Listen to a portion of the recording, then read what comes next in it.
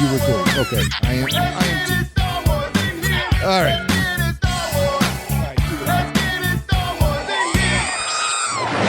A small rebel force has penetrated the shield and landed on Endor. This is where the fun begins. A long time ago, in a galaxy far, far away. This is Rebel Force Radio. Your source for the Force. Star Wars news and commentary. With Jason Swank and Jimmy Mack. I've seen Star Wars 500 times. Star Wars #1! This station is now the ultimate power in the universe. I suggest we use it. Now it's time for Rebel Force Radio. We would be honored if you would join us.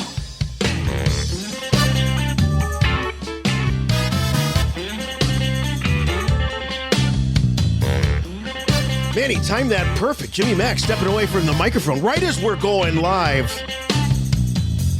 Recording the show. He's got that timing. These people that work in radio, they know exactly how long all the songs are, all the breaks. Amazing. Well, welcome back to Rebel Force Radio. Chut, one and all. We are, of course, your source for the Force. Yeah. We're your home. Home for all things and everything Star Wars. Got a great show for you this week. Really some cool stuff.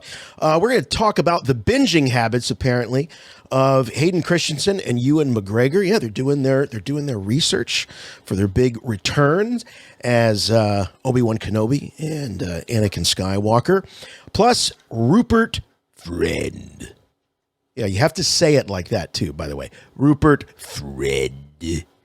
He's made his first public comments about being cast in the Obi-Wan Kenobi series. Plus, Dominic Pace, Gekko from Mandalorian, going to be joining us a little bit later to give us an update. And, a bunch of great stuff. You don't want to miss it. And as I mentioned before, of course, I am joined by the one, the only, never late, always there, in the chair, on time. My good friend and yours from Chicago, Jimmy Mack. Yeah, I think Palpatine. Oh, hey, Jason. Hey, Star Wars fans. I think Palpatine was the guy who would just show up like right at the last second, and the chair would turn around. And it'd be like, oh, you made it. Oh, your timing is impeccable. He liked that last minute big entrance. The turn. And that's what I do around here. But most of you can't see what goes on here in the studios. Like, I can see Jason can see me, and if you're a member of RFR All Access on Patreon, you get to see all of this stuff going on in real time. All of it. Well, I don't know how real the time is, but it's a real good time, I can say that, every time we get together to talk Star Wars. And what's great is that we're going to have the opportunity now, after being locked down for a few years, stuck at home, we're going to have the opportunity here in the upcoming weeks to really hang out together, get together with RFR listeners and old friends in two great places, Nashville and Anaheim. And I can't believe it's finally really just like right upon us now, Swank. Oh, my God. I know. Actually going to get out of the house. Yeah, next week is going to be fantastic. I love Nashville. Lived there for a little over a year after graduating from college and getting married. It's a great city. It's changed a lot since I was there. But you know what? The hospitality's still there. The great people are still there. And ICCCon is there. And I can't wait. I can't wait. I mean, the one thing, because I decided that I was going to drive. And, you know, I'm bringing the family with me and all that. And everyone's seen, National Lampoon's Vacation. You know how that can go. I mean, I'm even bringing my mother. So we're going to put her in a chair, tie her up to the top of the roof of the car if she gets out of line. But no, the one great benefit of driving is that I don't have to worry about how much stuff I buy at the convention. I can just, I can load it up in the trunk. I don't have to worry about checking it at the airport or any of that stuff. So this is going to be, I'll probably do more shopping at this show, Jim, than I will at Celebration in May. I'm super psyched for this. Well, I've heard this is a great show to find Star Wars vintage. Yeah. This is an excellent show for that, and I really enjoy collecting that. Filling in holes in my collection from ever since I was a little kid to other items that have slipped through my fingers over the years. That's what happens when you've been collecting Star Wars for 45 years. 45 years! Holy cow. I remember thinking that, that 20 was a big one. Like, oh my gosh, Star Wars, 20 years ago. Yes, that was a big one. 10 years, the 10-year anniversary was celebrated with a convention out on the West Coast, and I did not attend that one. It was kind of a quiet convention. That was still in the days of like Starlog magazine, and that's how you would read about it. This was before the internet. In fact, I think I didn't even know about the Star Wars 10th anniversary convention until long after it happened. Yeah. Yeah. Oh, me too. I had no idea it was happening. I was completely unplugged from any sort of Star Wars fandom during those years. That would have been 1987. Right. And I had clearly, well, I shouldn't say that because I was still purchasing vintage action figures that I would find on sale for just like blowout prices, 50 cents a figure, things like that. And I would purchase those to add to my collection.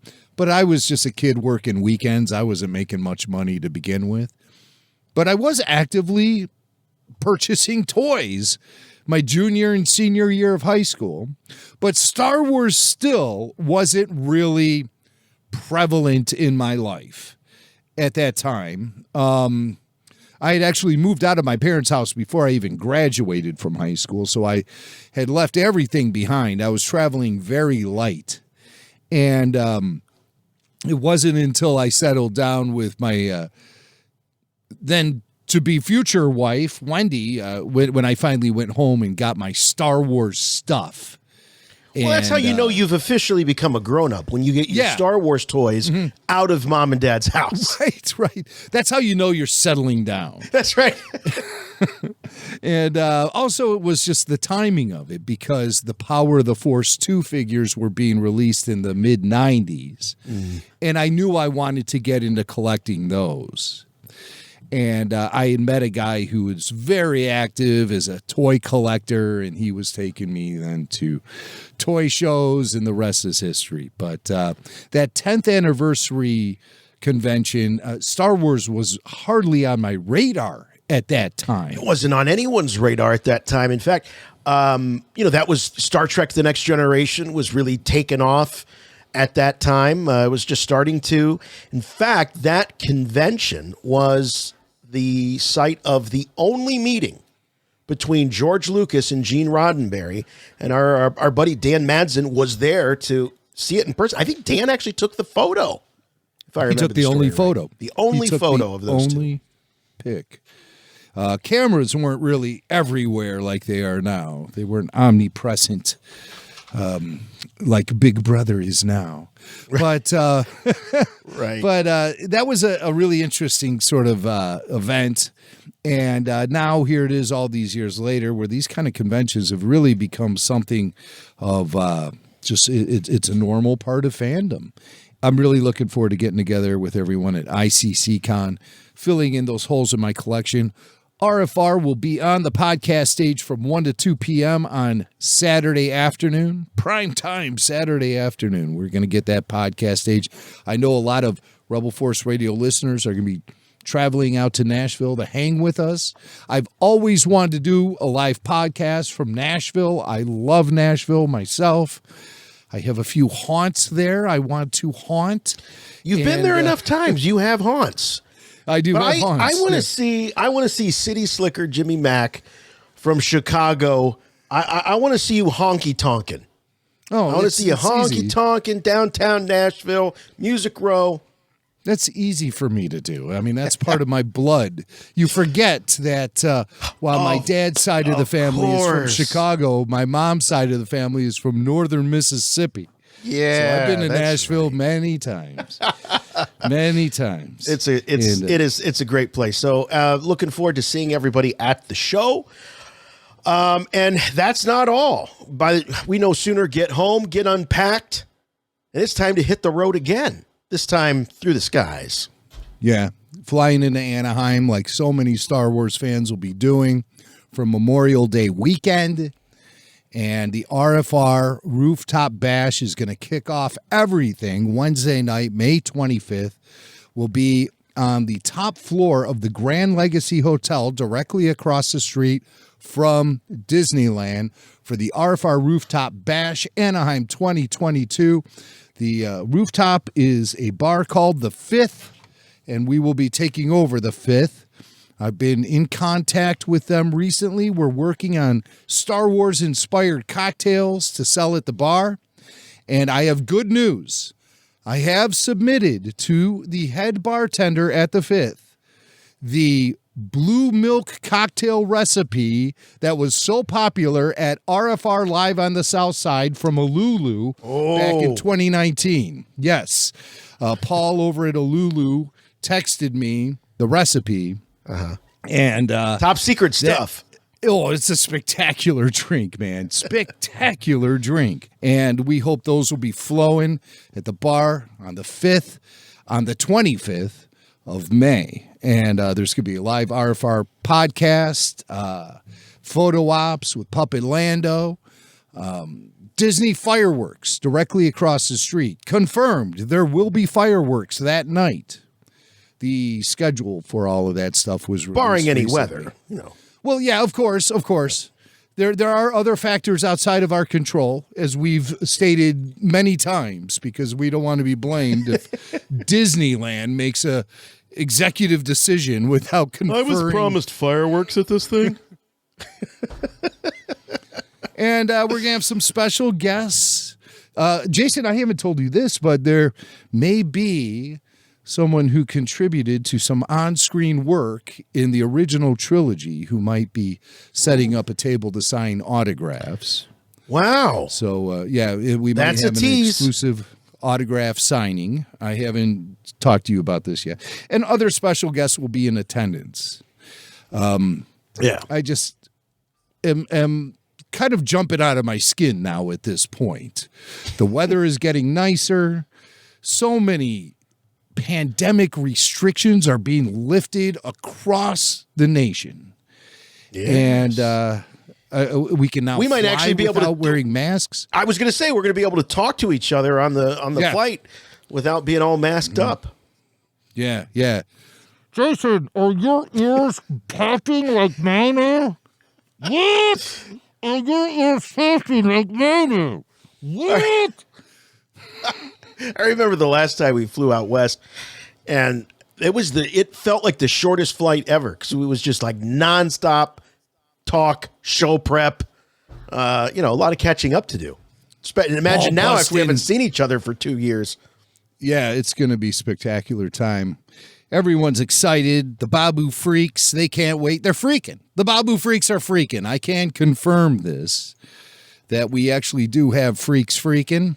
And podcasters podcasting and Puppet Lando puppeting.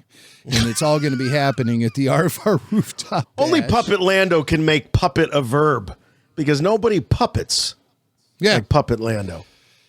And we were talking about the bar. The bar is going to be in full swing. We know it, but this is an all-ages event.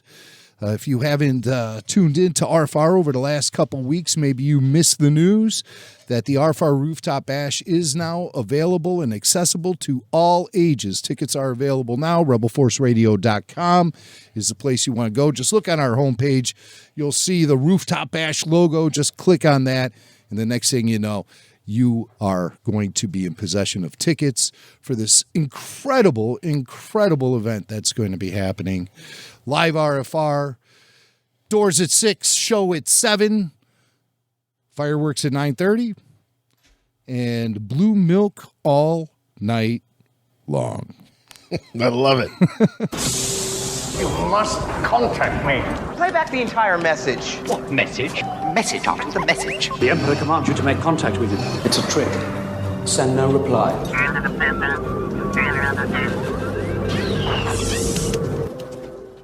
Hey, Jason. Hey, Jimmy. It's Ryan. Long-time caller, first-time listener. This is very important. There's a lot of Star Wars going on. Stuff's ramping up. Celebrations going on. But No, the new Lego Star Wars, the Skywalker Saga video game just came out, and it's just great. But there's something that a lot of people are missing, and I don't see a lot of chatter about it. And I thought maybe you might know more details about it. But Ahmed Best did not reprise the role as Jar Jar Binks, and I haven't heard a lot of chatter about it. I've talked to my sources. I haven't heard back. But I'm thinking BJ Hughes might be back as Jar Jar Binks. And I think Lucasfilm wants to hide it because I Googled and couldn't find the name of the voice actor for Jar Jar in the Lego Star Wars Skywalker Saga video game. It's just something that we should probably be talking about because it's really important and a lot of people aren't talking about it. Anyways, thanks for all you do. I'll get around to listening one of these days. Thanks, guys. So that wasn't a mistake. It wasn't. It wasn't. Okay, I love the droll humor there. Yeah, for long-time caller, first-time listener. I'll get around to listening one of these days. But that's the drollest humor of any caller since Mr. Iger used to call us. Remember Mr. Iger? I do. We don't have quite the same relationship with Mr. Chapek like we did with Mr. Iger. But it's a long time since we heard from him. He's retired now. I bet he's got all kinds of great stories about fly fishing, morning coffee. I don't know. I don't know what retired guys do. But Mr. Iger, if you're listening, please give us a call from your yacht or wherever you retired to, one of your yachts. Give us a call. Give us an update. You think he's shuffling around in the slippers? Shuffle, shuffle, shuffle. All right. Wearing the Mickey Mouse ears. Yes. I'm glad that this was brought up because the night or two after the game came out, I was watching my son play, and I texted Jimmy, and he was also playing the game. He and his son Dylan were playing the game, and I said, I don't know if this doesn't sound like Ahmed Best. And you're like, yeah, I thought the same thing. And then it seemed like you maybe convinced your ears that it was Ahmed for a little bit. And I definitely don't think that it's Ahmed, but it's close. There's certain little notes that his voice sort of hits, but I agree with caller. I don't think that it is Ahmed Best. Is it BJ Hughes? I don't know. Misa don't know. But who was Phil Lamar, by the way? That cracked that case years ago. Years ago, we cracked it, and Phil would never admit to it until Ahmed finally came clean. But even Phil seemed like he had forgotten he had even done that when I asked him about it. What? Oh, yeah. I did that. I mean, I could read body language and everything. But no, it is true. Phil Lamar is credited with Jar Jar Binks. Oh, and so it's the Lego in the Skywalker Saga. It is, yes. Okay. Phil Lamar he returned to the role of Jar Jar Binks, and he also played Kit Fisto as he did in the Clone Wars animated series. Yeah. So that's he also does Mace Windu. No, he does not. That's T.C. Carson. T.C. My good friend T.C. Carson. Me and him shared a limo once with Stephen Stanton and the Dutch Mafia. And T.C. was a member of that. And, we... T.C. Carson. He's a great guy. Great guy, T.C. Carson. But, I can answer questions about other voice actors that appear in Lego Star Wars, The Skywalker Saga, because I've also researched the cast and do have a lot of answers. We know it's a lot of Clone Wars actors. Oh, yeah. Definitely a lot of Clone Wars actors. Actors from the films, like even Greg Grunberg plays Snap. What else is he doing? Pilot? What else is he doing until the next JJ movie goes in front of cameras? You got Greg Proops as Fode of the Fode and Bede broadcast duo. He's holding on to that role like Anthony Daniels holds on to 3PO. Ain't no one doing Fode and Bede but Greg Proops. Well, he has a distinctive delivery, and he's still very active in voiceover work, along with being a stand-up comedian. Right. And, Yeah, Greg Proops. I like Greg Proops. One time I had made an arrangement to do an interview with him, and he got the days mixed up. So he called me on my cell phone thinking that it was time to do the interview. And I'm like, oh my God, I'm at home. I'm in my sweats. I'm watching TV. I said, I do the interview with you right now, but I don't have the gear and everything. This was before I built a home studio. And me and him sat and we talked on the phone for about 50 minutes, almost an hour, just talking. And I was like, wow, man, what a great dude. That's cool. So you can find that interview. It's up on our YouTube channel. T.C. Carson is back as Mace Windu in the Lego Star Wars Skywalker Saga. We've talked about Stephen Stanton's great work as Ben Kenobi. Silas Carson returns to provide the voices of Ki-Adi-Mundi and Newt Gunray. Those were characters he played in the prequels. We mentioned Greg Proops played Fode. Well, you have to have a bead to go with Fode, and that was Scott Capurro. They brought him back to voice the character. They even brought Ralph Brown to voice Rick O'Lee.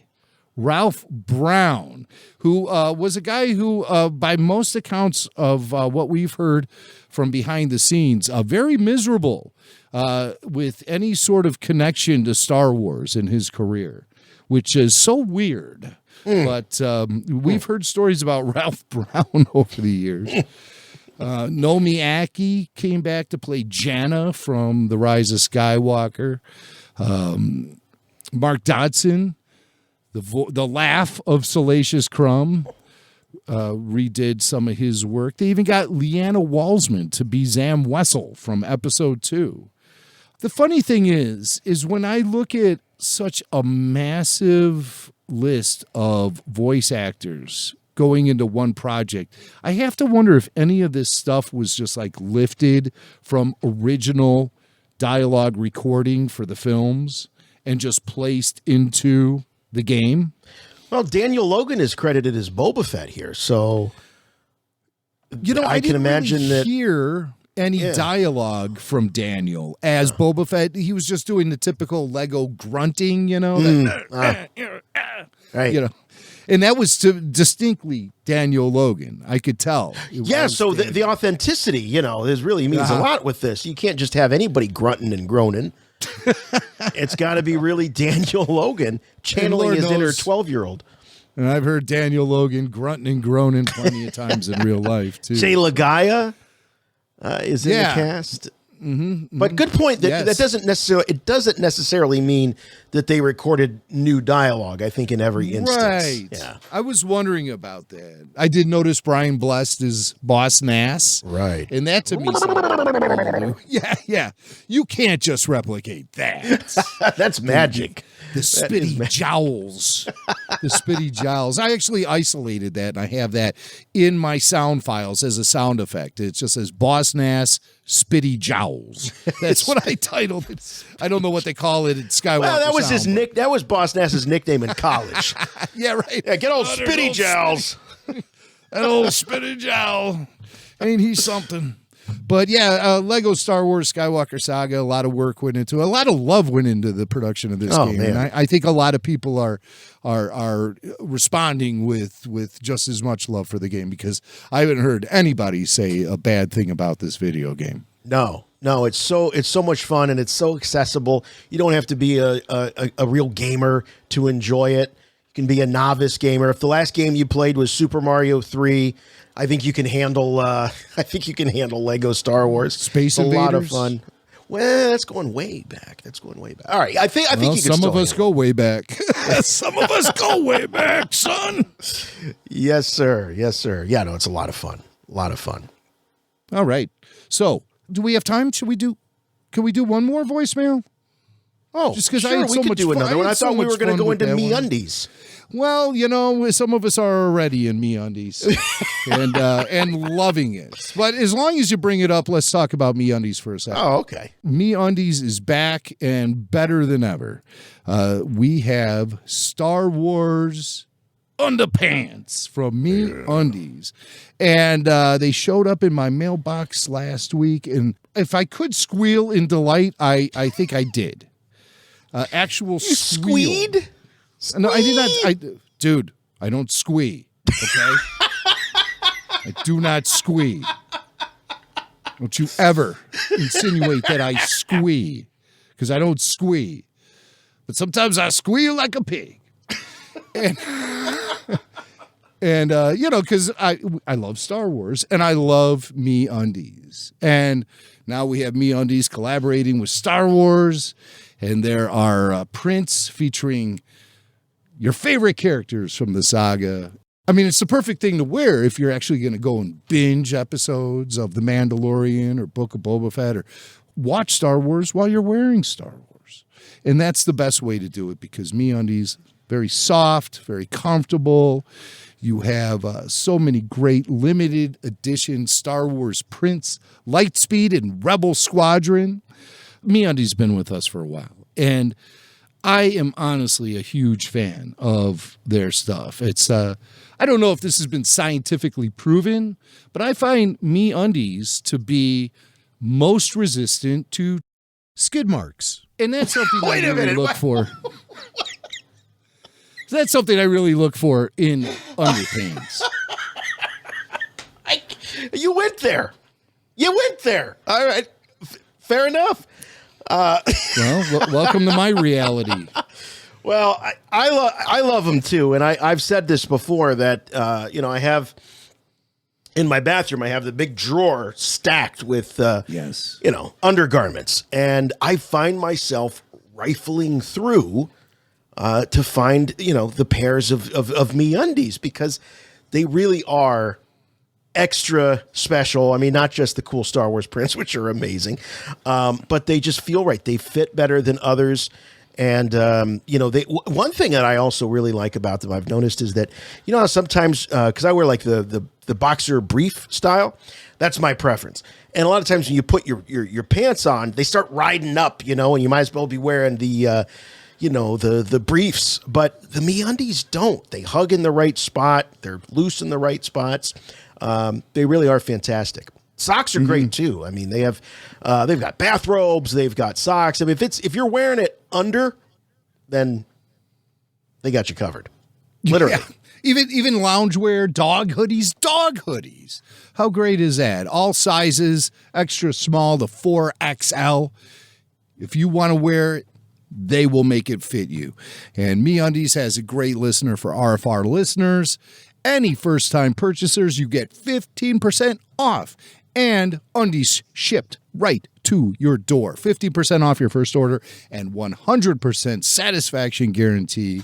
It's MeUndies.com/RFR. That's MeUndies.com/RFR. Guarantee you will not be disappointed. MeUndies.com/RFR. Love it. You want to do another voicemail? Yeah, I'd like to. Let's do it. Let's do this one. Hey, Jason. Hey, Jimmy. This is Eric from Phoenix, and I'm listening to the latest RFR weekly episode, the week of Easter. And you guys are talking about the Obi-Wan series and some of the articles that are out. You're doing some speculation, which is a ton of fun. And I just had a thought. The quote you just read from the article or from the writer was, we see Ewan go from Obi-Wan of Revenge of the Sith to Obi-Wan we see in A New Hope. And that just triggered a thought. What if we actually flash forward and see him leaving his hut to go save Luke from the Sand People? Do we think that's possible? Do we think they could do that, lead us right up without getting into those events? So, I don't know. It's possible. Seems like it'd be kind of fun to see that. Just curious to get you guys' thoughts. Thanks for all the work. Keep it up. Have a great Easter weekend. Talk to you guys later. Bye. Thanks, Eric. Always nice to hear from you. It's a cool idea. So, Jim, flashbacks, forcebacks, the back-to-backs that we've seen. We've seen a lot of going backwards in Star Wars. But what about a jump forward? What about a part digital, part real reimagining or bringing back that Alec Guinness look and seeing that moment when he realizes that the time has come. to go find Luke, and this was what he's been waiting for. Yeah. R2 is on the loose. Yeah. Luke goes out to look for him with 3PO, and Ben has some tremor in the Force, and you just see him leaving his place, and then the credits roll. That could be good. I don't know. I don't think we're going to jump forward like that. I think they will probably want to be playing it a little conservatively in case a second season happens. If you jump forward, then you're wiping out like a decade of potential fertile ground for storytelling. So, and I know that that's the way Disney plays with the Star Wars IP, very conservatively. They don't want to do anything that will impede future storytelling potential. So I say no. I don't see that happening. It would be cool, I guess, but then it makes everything so final. You can't Right, it does. It does. It reminds me of in Rogue One and how they took it right to the start of Episode 4. As the plans are handed off and Leia is, in possession of them. So it's they've done it before in terms of taking that connective tissue all the way up to, a source like that. But I'm with you. I think they want to leave the door open on this, because if this does gangbusters, if this just sets records, which I think it could, I think that initial episode could be a record-breaking premiere. I really do. I don't think that even with the Marvel series, there hasn't been anything like this. This is one of the most iconic, beloved characters in all of Star Wars, in cinema, but especially Star Wars. And I think it has certainly one potential. of the most revered. Certainly one of the most revered. Yeah. And you have to leave the door open. And we've heard Deborah Chow mention in interviews previously that nobody's ruling out a second season.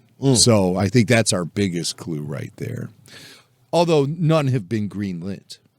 Right. We know that too.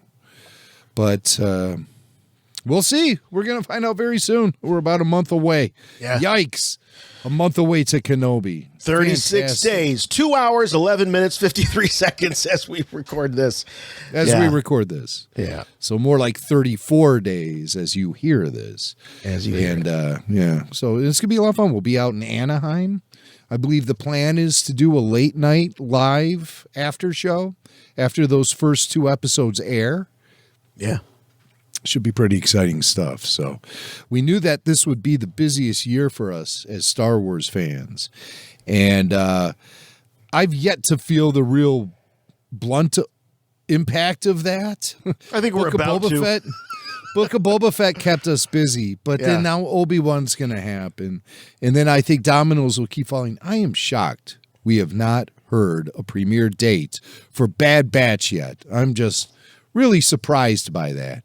Could happen on May the 4th. Could happen out at Anaheim. You think the odds are good it would have to happen at one of those 2 events. For sure. I get the announcement. Yeah, I don't think we're going to get all the way to Celebration without hearing about Bad Batch Season 2. I find it hard to believe. But no, we know that it's done, and that we'll probably be enjoying it this summer after Kenobi. But as George Lucas used to like to say, they want to wait for some big whoop-de-doo to let you know. A big whoop-de-doo. I have good news for you, my lord. That's good news. Come closer, I have good news. This is pretty cool. How about this? Hayden Christensen and Ewan McGregor binged Star Wars once again to prepare for their roles. Now, in the case of Ewan McGregor, he kind of mentions that, I watched the originals. I paid attention to the Alec Guinness stuff when I was preparing for the prequels. But I didn't really immerse myself into sci-fi. But in the instance of this, he said that it really sparked a love of science fiction. So he started reading like science fiction books. He cites Ian M. Banks, a Scottish writer that he was getting into, reading his science fiction novels. And but in the case of preparing for Kenobi, he was reading, immersing himself in sci-fi and rewatched all 9 Star Wars films. And he said that it was actually the first time he had watched the prequels since seeing them at their respective premieres. And he admits that it was pretty cool to see them. The quote is here, it was cool to see and interesting to watch them and enjoy them without all of the noise that was around when they came out. So, Jim, I can imagine. I mean, Natalie Portman has talked about it. Jake Lloyd has obviously talked about it. Ahmed Best has talked about it. And, it was hard on these actors, I think, because the films were not immediately embraced like I think a lot of people thought they were going to. The magic of George Lucas is that he was able to make an impact on the youngest generation with the prequels in such a profound way. I don't think the sequels had quite the impact on the youngest fans like the prequels did. And there's, of course, the Jar Jar Binks factors in there. There's occasional slapsticky stuff that was definitely targeting the youngest of fans. And George was primarily inspired by the fact that he had a son who was really young, and I think he was kind of catering toward that sensibility that came. And I don't want anybody blaming Jet Lucas for any of George's decisions with the prequel. You're saying that Jet Lucas created Jar Jar Binks? I am. Is that what you're saying? I do know for a fact that it was Jet who came up with the term Gungan. Yeah. It was what he would refer to a garbage truck as. You know how kids say they apply nonsensical terms to Kid things. talk. I remember when Billy Mack was very, very young. I had Batman fever as a kid in the 70s. I loved Batman. I couldn't get enough of the Adam West Show, the Super Friends, the Mego action figures, all of that stuff. I was Batman multiple years for Halloween. And Billy Mack would, he's probably going to be mad at me for saying this, but I always pull the curtain back and I don't care. He used to call Batman Mott-D. That's what he would call Batman. Mott-D, Mott-D, Mott-D, Mott-D. Mott-D.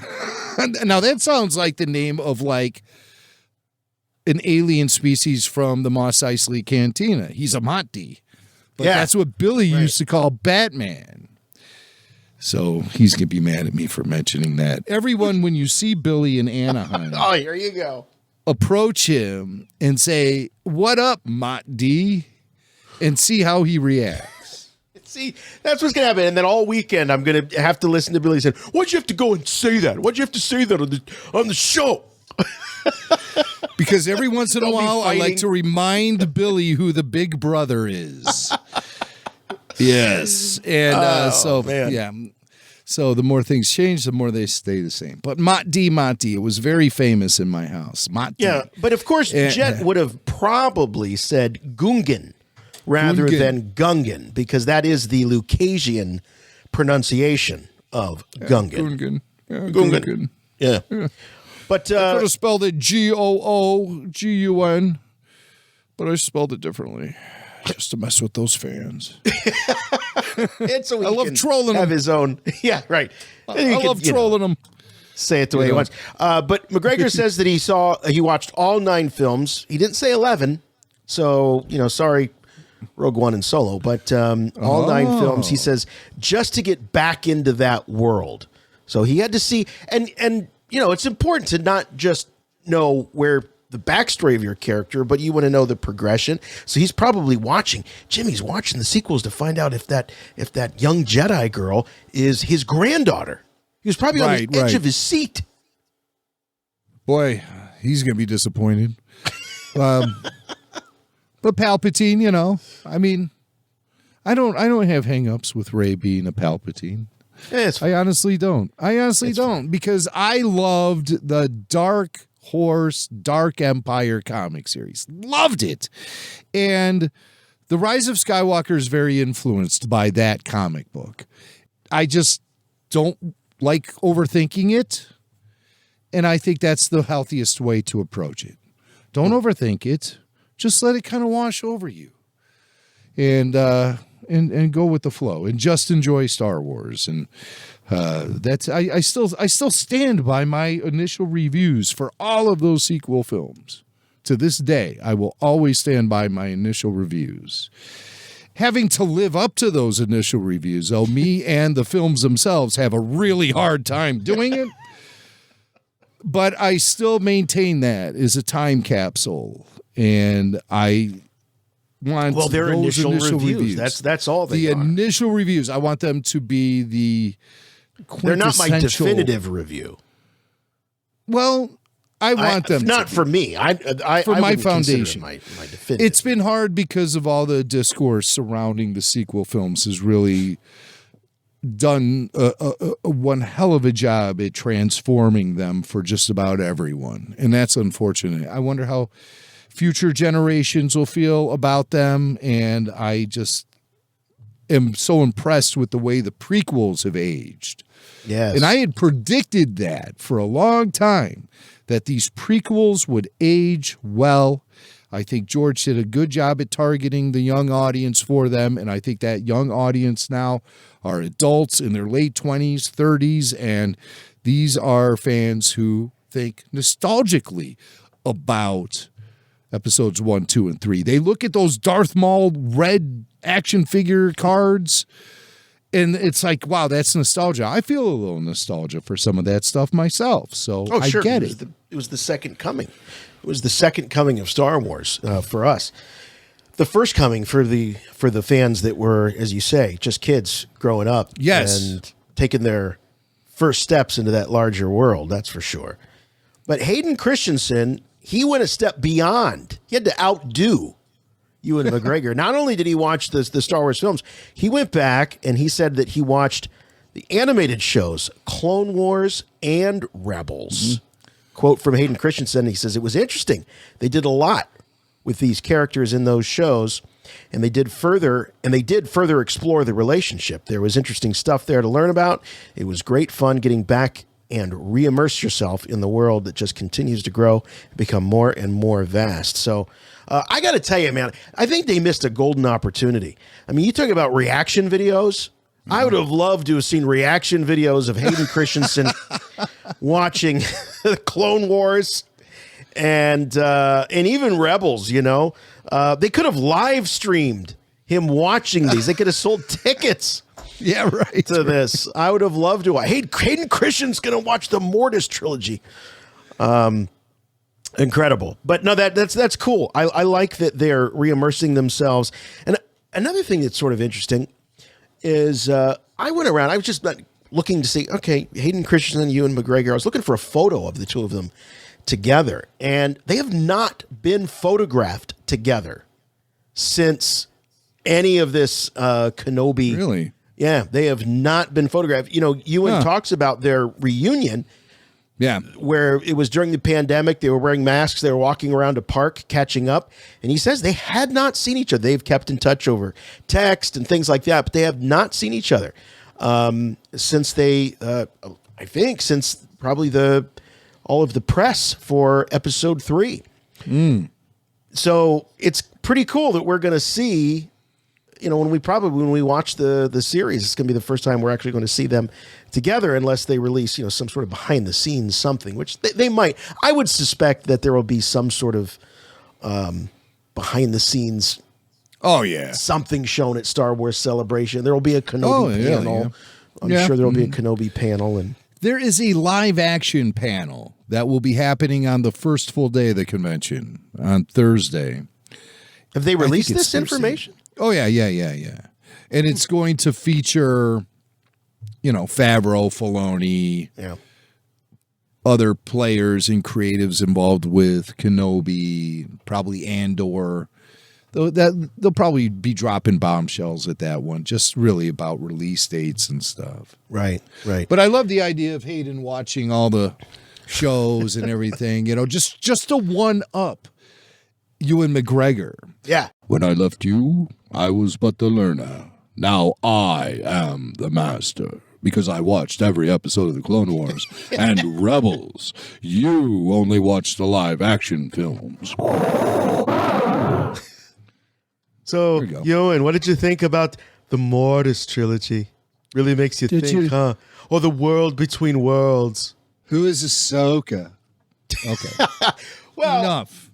No, look, you bring up Ahsoka. That is absolutely critical, I think, for Hayden. I think, I'm not a big methody actor guy or, you got to know everything about your character, but I think it was really important that at least he watched some of those crucial Ahsoka Anakin episodes. Very helpful for that, because that's a relationship that we needed to sell. Matt and Ashley did such an amazing job at making those characters feel like brother, sister, the closeness you could feel it, the bond.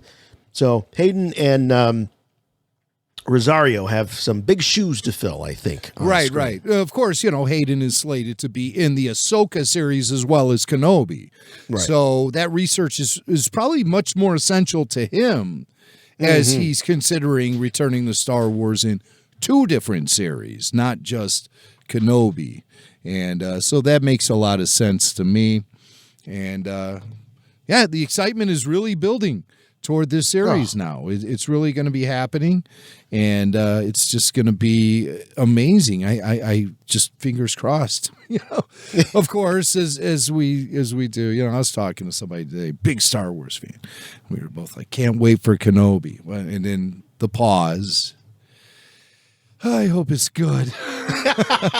Oh my God, I hope it's good, because quite honestly, Lucasfilm hasn't really won us over via consistency since the Disney takeover, the films, the television series. Yeah. I mean, I didn't have a big problem with Book of Boba Fett, but I know a lot of people who did. I didn't have a big problem with The Rise of Skywalker. I know a lot of people who did. And everything else in between. Right.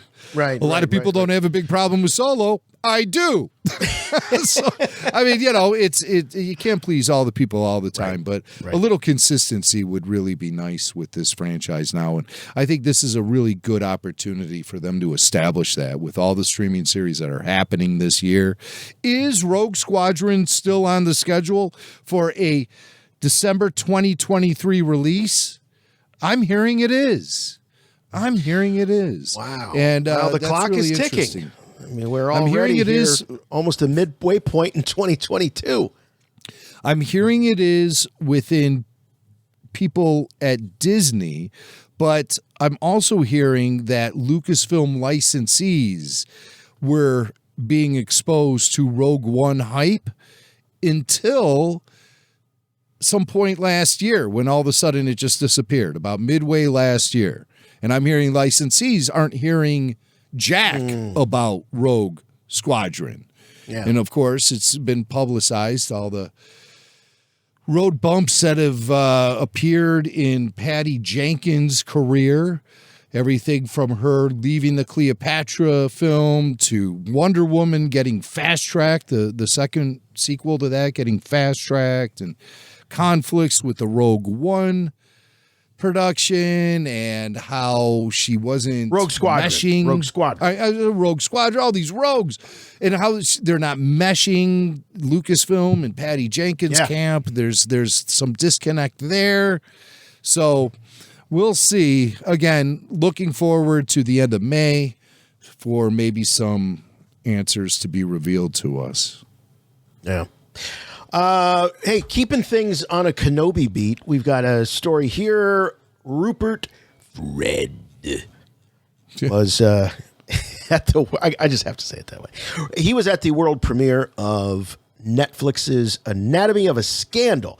I love Rupert Friend, by the way. I was so excited when I heard that he was in it. I made that connection because I was like, that sounds so familiar. And he played Quinn in the Homeland series on Showtime. Great show. Great performance. So he was also, and still is being talked about in some circles, as a potential James Bond. He's a handsome dude, handsome British actor. My handsome Rupert Friend. But I think this was the first time, Jim, where he was actually on mic talking about Kenobi. We know he plays the Inquisitor, the Grand Inquisitor. That's right. He's at this red carpet premiere for this Netflix show, and people, they were sneaking in some questions here, and we have one particular exchange he had with a reporter where the reporter asked him, they all preference, we know you can't say anything about it. Got to say. And then they twist the question around to present it in such a way that might not be a minefield for Rupert Friend. And it says, should fans be excited for Obi-Wan Kenobi? That's the question. Should Rupert Friend, should fans be excited? And if I was Rupert, I'd be like, fans of what? Star Wars. And then Rupert Friend would smack him upside the head and go, of course, Star Wars. It's like, no. But, gosh, I don't know. I think this is really going to appeal to fans of Better Call Saul more than Star Wars. That's my answer for you. But no, here's what Rupert says when the guy says, should fans be excited for Obi-Wan Kenobi, Rupert Friend? If it's possible to be any more excited than folks already are, I would be. I think it's one of the most thrilling additions to the Star Wars canon. I think Ewan McGregor is doing things with that role that is a dream for fans of the original films. You know, we can't obviously have Alec Guinness back, but I just think Ewan is just absolute born to play that part. And wonderful cameos from people I obviously can't tell you, but Easter eggs galore.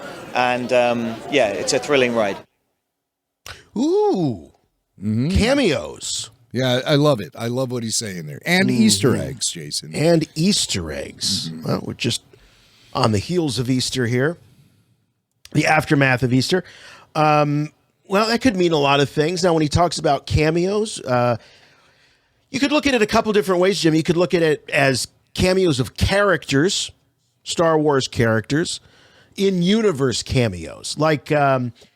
Ponda Baba and Dr. Evazan. That was a cameo. Right. Exactly. Or you could look at it as actor cameos. Maybe some of the actors dropping in here or there, like an Anthony Daniels showing up in the background. Now, I'm not suggesting that's happening, but... Machete. Yeah, or Machete.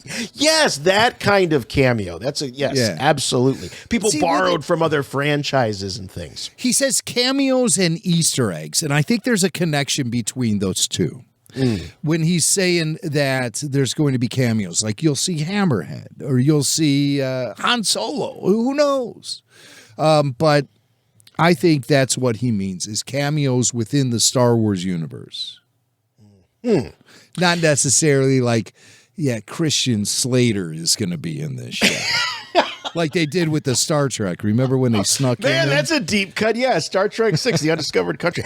He was a big fan of Star Trek, and he was like, "Can I be in the show?" That's my that's Christian Slater doing a bad Jack Nicholson. Me doing a bad Christian Slater doing a bad Jack Nicholson. Well, that is basically, you just cracked the Christian Slater code. His whole career has been a bad Nicholson impersonation. People were saying that the moment he hit the scene. Yeah. Well, if you're going to emulate somebody, might as well emulate Jack. But I think that we're likely to see, because we're on Tatooine, he's going to be, he's going to show up in the Mos Eisley Cantina. The actual Mos Eisley Cantina. Has to happen. And we have seen that set recreated in The Mandalorian, too. We've already seen that set being recreated in live action. That's right.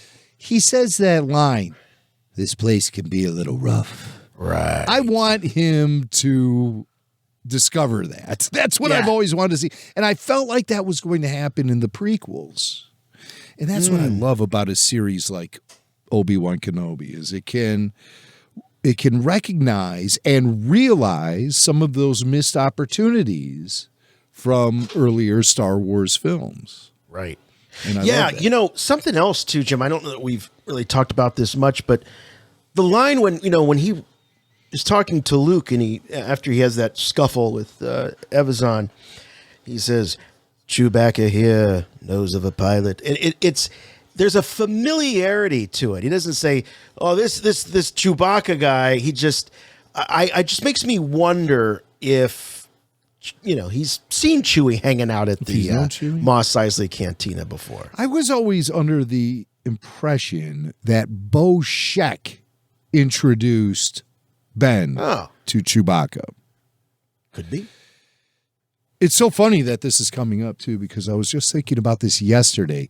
Dylan Mack did this awesome experiment in his room, and I suggest you do this, too, because you have computer monitors side by side. Yeah. Dylan does on his desk, too, and they're like really big ones. And he uses his computers for like film editing and stuff.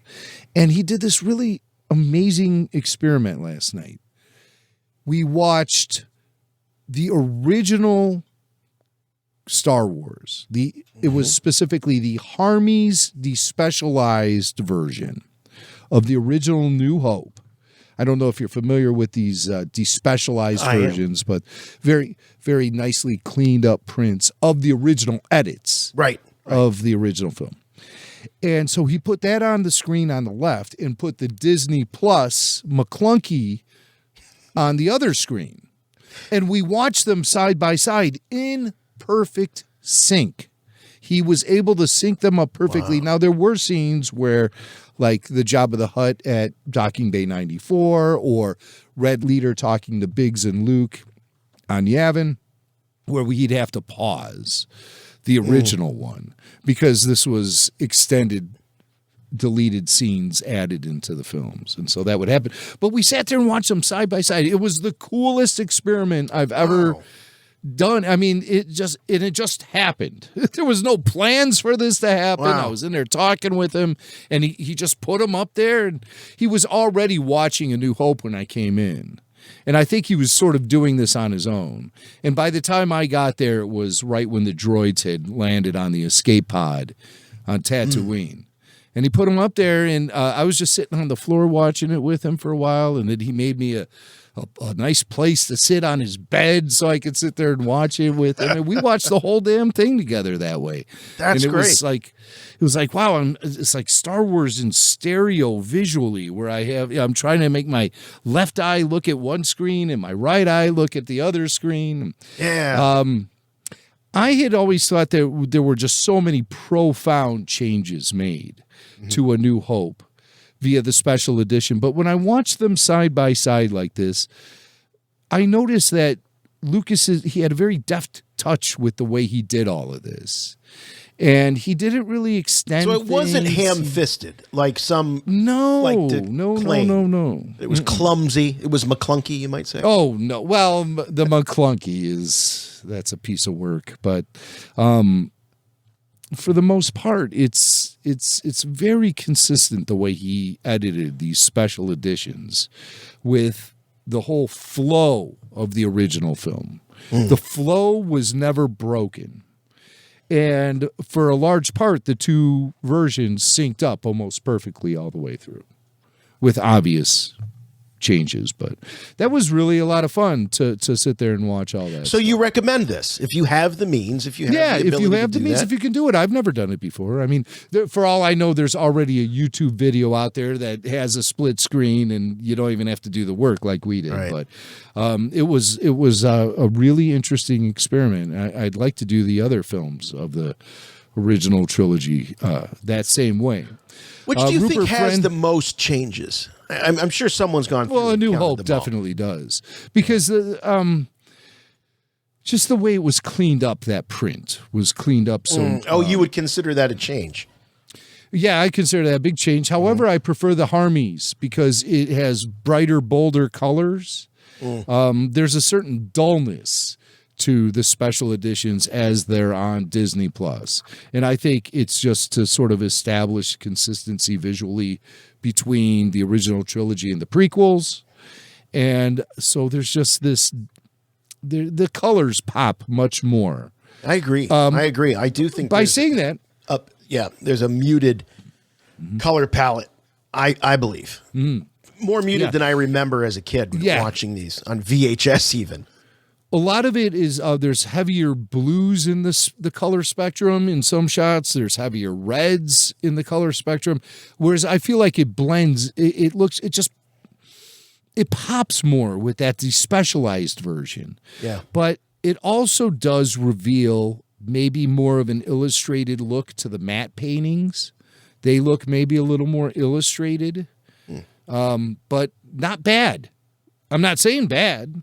Right. I mean, they just maybe look a little, I think the word cartoony was used as we were watching some of those Ralph McQuarrie and Joe Johnston matte paintings, but it all looks beautiful no matter what. It's not, I'm not saying that as a criticism, but that might have been something George Lucas was thinking of, because he sees things in like a very visual, profound way as the filmmaker of his stature, and he looks at shots, just little things, really just like gnaw at him, and it needs to be fixed in his head. Speaking of needs to be fixed, I need to fix my poor quote of Obi-Wan Kenobi in the Cantina. He says, and I did not look this up, but it came back to me, Chewbacca here knows of a ship that might suit us. Might suit us. It has a chessboard. That's gotta play chess. With the California raisins, they come out and they wrestle each other. Oh, I love that. And then they sing Motown music. It's wonderful. Rupert Friend, though. Rupert Friend, Jason morphed into a California raisin right in front of my eyes right there. But Rupert Friend, he's been taking a lot of criticism for his appearance as the Grand Inquisitor. People are saying his head is too round. It's not elongated enough. People want exact Xerox copy of how the character looked in Star Wars Rebels. Well, I also think Rebels, I don't know. Also, the species was featured in Episode 3 with Tion Medon, so they've been able to do a elongated head. But I think the actor that played Tion had an elongated head. Bruce Spence, Bruce Spence. He's like a freak. He's like a freak, and it's just like, it's so typical of Star Wars fans, though. It's like, well, that one guy had the elongated head, so the entire species must have elongated heads. There's never like any acknowledgement that maybe there could be tall ones, maybe there could be short ones, maybe there can be round ones, maybe there could be thin ones. That's true diversity in Star Wars, is when you see things like an overweight Gungan or remember when we saw our first overweight Trandoshan in Clone Wars? I remember Dave Filoni. People were saying, he doesn't look like Bosk. I think I was even saying that. Season 1, Ga Noct was his name. Ga Noct. And everyone thought you could never have a Trandoshan that's short and stocky like that. He needs to be tall and 6'1", and they all need slim. to look exactly like the comics. God love them. They did a lot to contribute to that too, where the species all looked the same. They would just modify the clothing or something. I remember flipping through pages of the comics and like all the Trandoshans look just like Bosk. I want to see a dwarf hammerhead covered in piercings. What's wrong with that? It's a lot to pierce. It's a lot to unpack. That statement alone. Why does he want to see it? What's the matter with this guy? But Rupert Friend, he's coming. It's the Inquisitor, Grand Inquisitor, round head. He's gonna have a very round head. But let's wait and see. Move. Let's wait and see how well he embodies. I think the performance is going to be great. He's a fantastic actor. Everything I've seen him in, he's been great. And if you're a good actor, you're going to really sink your teeth into this role. This is a villain's villain, I think. I love the Inquisitor. I think they just did a great job with him. Season 1 of the Rebels, and he was killed off at the end of that season, which I thought was way too soon. I wanted him to be fleshed out a little bit more. So we'll get that here with Kenobi. It should be very exciting. Well, we got an old favorite here at Rebel Force Radio showing back up in the news. That's right, Liam Neeson. Liam Neeson proving once again that he gets all of his news, and I don't just mean entertainment news, all of his news from people interviewing him. Okay, Yeah. like he knows nothing. I picture him just living on a ranch somewhere. I don't know where. Totally disconnected from technology. Then he does a movie. He goes out. He promotes the movie, and he finds out there's a war going on, you say? Oh, yeah, sure, you know. You say we landed a man on the moon? Yeah. When did this happen? Oh, yeah. Tell me about this coronavirus you were talking I about. thought I heard something about it from George. And it was just unbelievable. So, yeah, Liam Neeson, he's out there. He's promoting his new film, Memory, which I think is another one of those films where he's like, if you don't return my family, I will find you and I will kill you. You know, it's one of those things. Oh, yeah. He does those movies so well. Of course. And Liam's getting older, you know. He's almost 70 now, and he's still doing these ass kicker films where he's always, you know, vengeance will be mine. You know, all that But stuff. you know, I love it. I thought about it. It was like he's kind of like the new Sean Connery. You know, Sean Connery was still playing badasses. Movies like The Rock and what was that one he did with Catherine Zeta-Jones? Oh, Entrapment. It was in the Entrapment. It was in the late 90s. Very good movie, I thought. I really Real enjoyed good that. movie, yeah. Yes, But yeah, he yes. was doing these types of roles, well into his years. Certainly into his 70s. Yeah, he had a real big resurgence with his career with the Indiana Jones thing and all that. Right. They started booking him, you know, and he have these like romantic interests with Catherine Zeta-Jones, who's like 40 years younger than him. It's like, yeah, I could see that happening. Sure.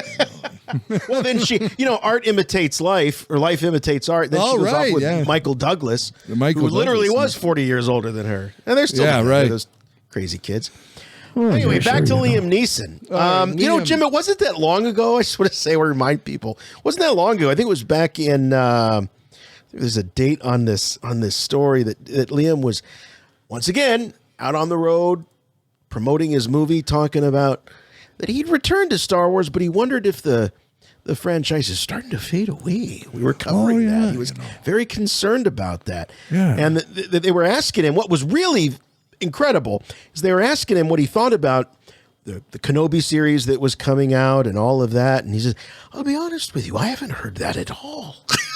It's all just a surprise. And so you're going to hear more of the same here. I mean, these clips are nothing really revolutionary. Not that I don't think they are. It seems like to me we've heard Liam make similar comments like this in the past, but this is recent, so we just want to be up to speed with all things Liam Neeson. No per diem, no Liam Neeson. And he's promoting Memory, and he spoke to comicbook.com. And again, the question prefaced by, I know you can't say anything, right? But would you return to the role of Qui Gon Jinn? Would you like to return to that role? And then, of course, Liam always acts like he'd been hit with a cannonball by that question. Oh. Weren't you told you saw that movie? Weren't you told not to ask this question? But no, they asked him, would he return to the role of Qui Gon Jinn? And here's what Liam had to say. Oh, I think so. If it was a film, yes, I'm a bit of a snob when it comes to TV, I must admit, but I just like the big screen, you know. Yeah, you know, you're not going to get me on that boob tube or whatever you call it. You know, the boob tube. This is, I don't like the sound of this at all. Television? I'm a bit of a snob. I'm a snob, you see. You're not going to put me on television alongside reruns of what's happening, okay? That's not going to happen to me. Liam. He has no idea. I mean, this guy has no idea that television has, more than 13 channels. I mean, the last time he flipped. Not where I live, Swank. Not where I live. I can imagine. We're still waiting. We're still waiting for cable.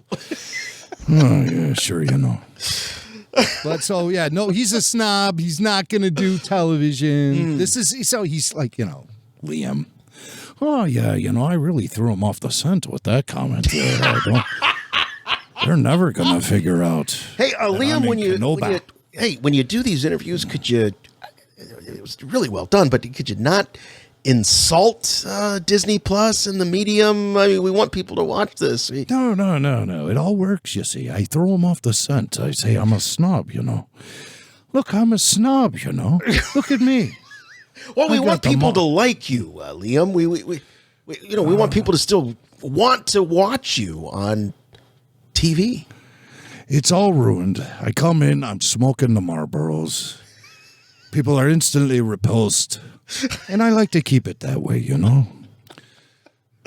So he starts like getting nostalgic then by, the question like triggered something in Liam, and he started getting nostalgic for the old days. Working out there, in the deserts of Tunisia with George and that little kid, we had a little kid there, he's a little bastard running all over the place.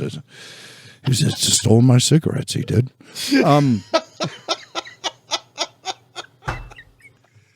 I can't believe it. So he can't believe so much time has passed, and he's looking back fondly at the Phantom Menace. Qui Gon, I can't believe it's 24 years since we made the Phantom Menace. I just cannot believe where the time has gone. But it was a terrific experience shooting that film.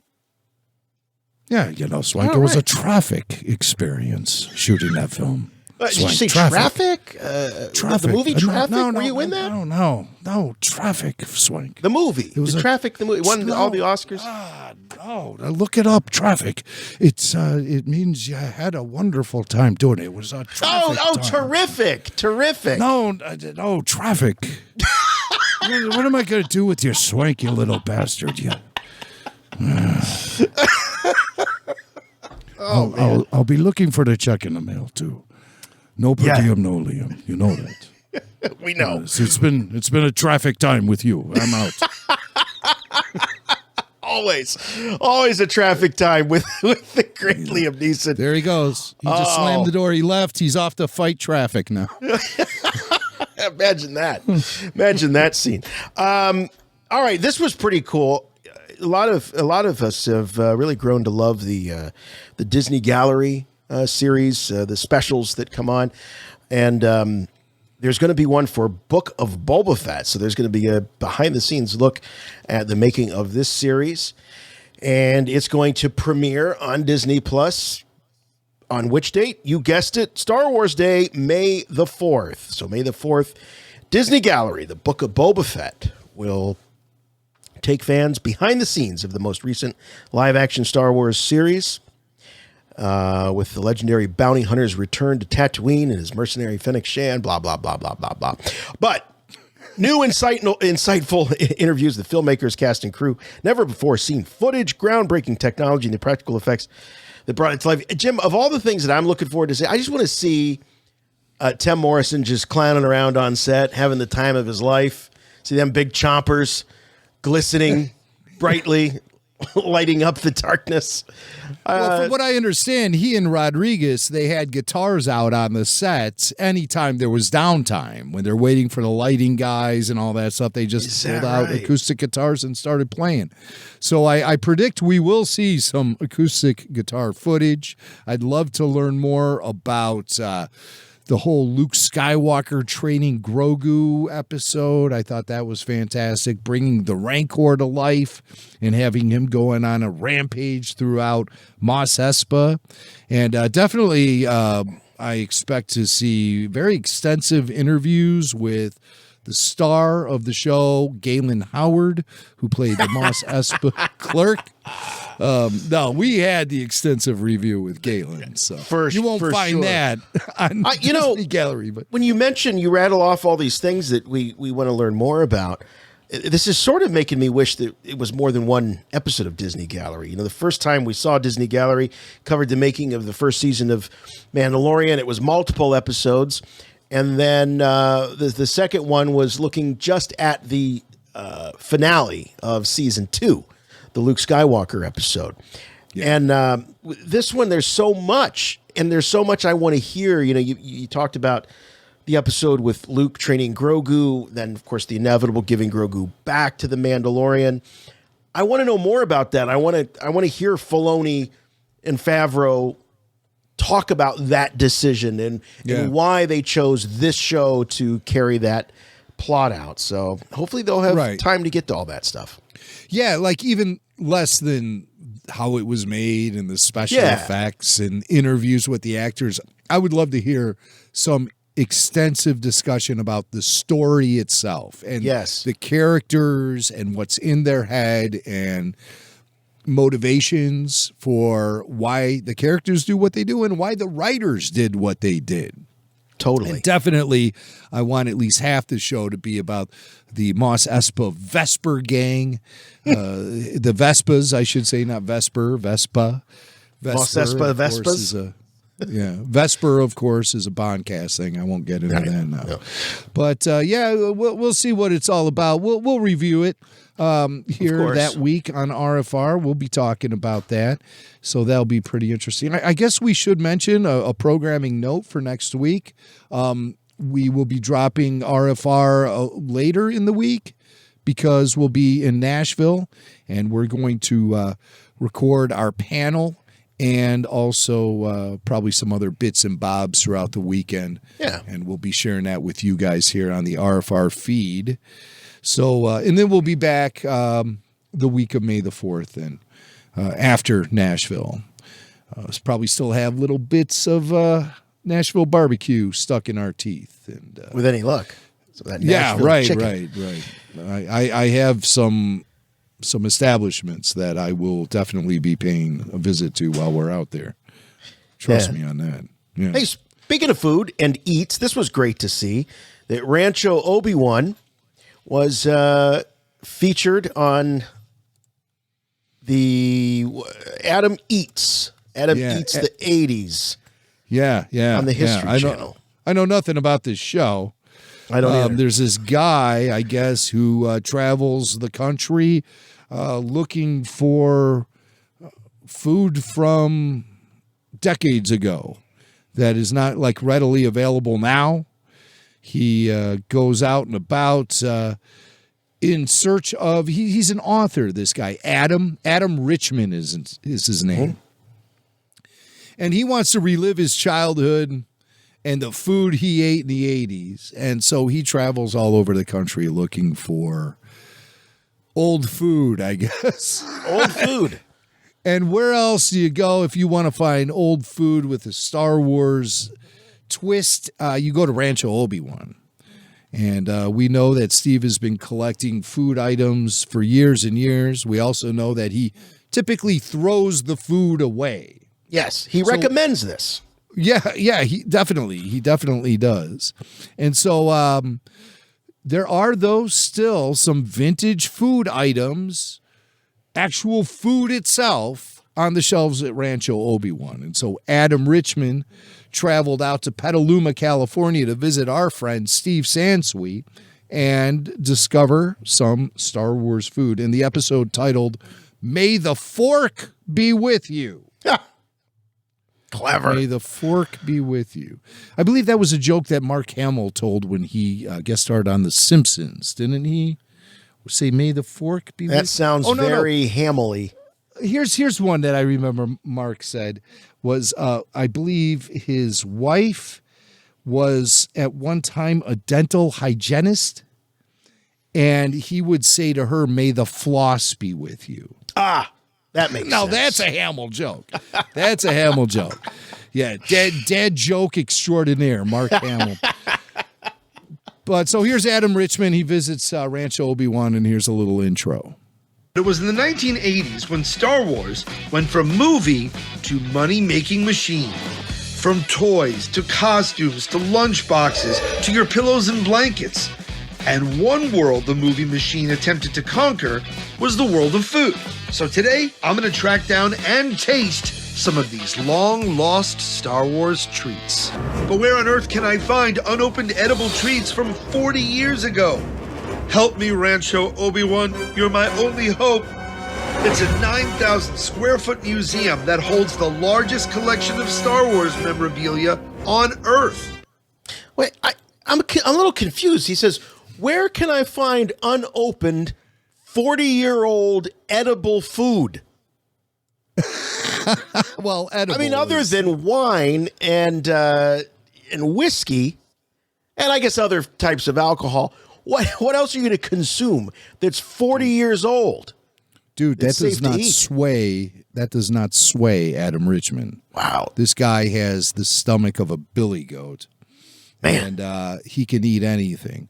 And you'll recall several years ago, Sheldon Norton had a box of unopened C-3POs, and he ate them live during an episode of our podcast on camera. Yes, he did. And it knocked him out cold. Yeah.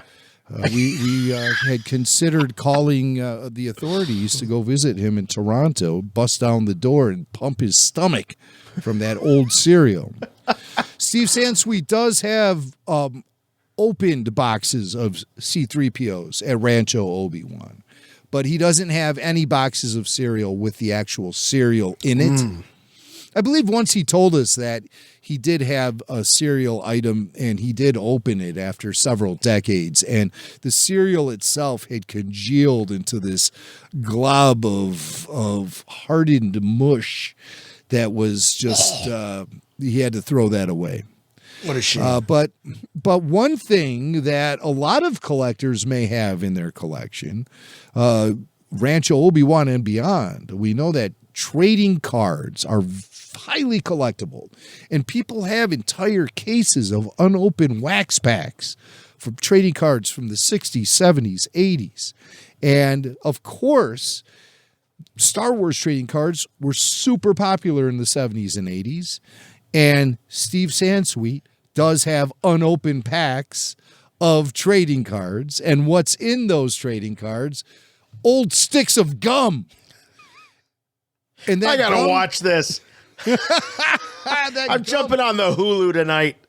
Dude, I gotta see this. That gum, it's also, you can also see it on the History Channel website too. If you don't have one of those premium subscriptions to Hulu or what have you. But back in the day, the gum always seemed like it was stale. When you bought the pack, it was stale new. It was stale new. And so what is Adam Richman going to encounter when he opens a pack of Star Wars trading cards from the 70s? Well, or I guess I should say 80s. I think he's eating gum from the 70s, but the show is called Adam Eats the 80s, so let's stick with that theme. I don't mean to rock the boat here. 1980 something, like the Goldbergs. Yeah, let's do it Goldbergs All right, style. let's hear it. Steve assures me his vast collection does include some edible Star Wars treats and promises whatever I find, I could try. I had these trading cards. Do you remember the taste of the gum? I mean, I remember you had to kind of crack it. 80s trading card collectors were among the last ones lucky enough to get bubble gum in their card packs. Okay, this is huge for me. To actually have the gum feels just like the cards. All right, see if my mic picks this up.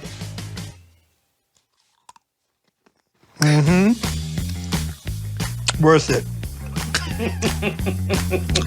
But it's that note of like really powdered sugar and almost like a cotton candy-ish kind of taste. It literally dissolved. I have consumed it, so now I am one with the Force. I can't believe it still has flavor. That's incredible that it still has flavor.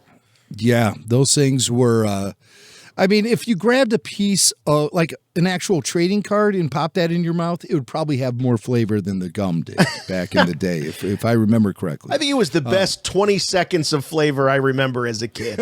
Was that was that gum? Did not last long, that Tops gum. Yeah. So, and I just love that clip because Steve's laughing at him and stuff. Oh, yeah. Like, yeah, sure. Come on in. We'll open up this old stuff here for you to eat. But why not? But they take it up a notch, okay? I think trading card gum that's the low-hanging fruit. They find something there in Steve's treasure room. You know, that room where it's like between the main museum and then you have the treasure room and then you have the Rebel Blockade Runner hallway. That leads into the art room. Right. The treasure room. I love the treasure room. And usually in this room you have things behind glass cabinets. It's where the real high-end stuff is, like your rocket-firing Boba Fett, your rare R2-D2 lunchbox from back in the day. Pieces of the Death Star, original pieces from the Death Star model. Yeah, like actual screen-used props and pieces of sets and stuff. But Steve had also in one of these cases a couple boxes of Star Wars Pepperidge Farm cookies from the 80s. Do you have any recall of these? Absolutely. I don't even have to close my eyes. I remember exactly what they tasted like. Yeah. Exactly. Because they were light side and dark side cookies. Right. Vanilla and chocolate. Exactly. And I recall these as well. I never saved any of the packaging for any of this stuff. I wish I did. I probably did try to, but me and Billy got burnt by this.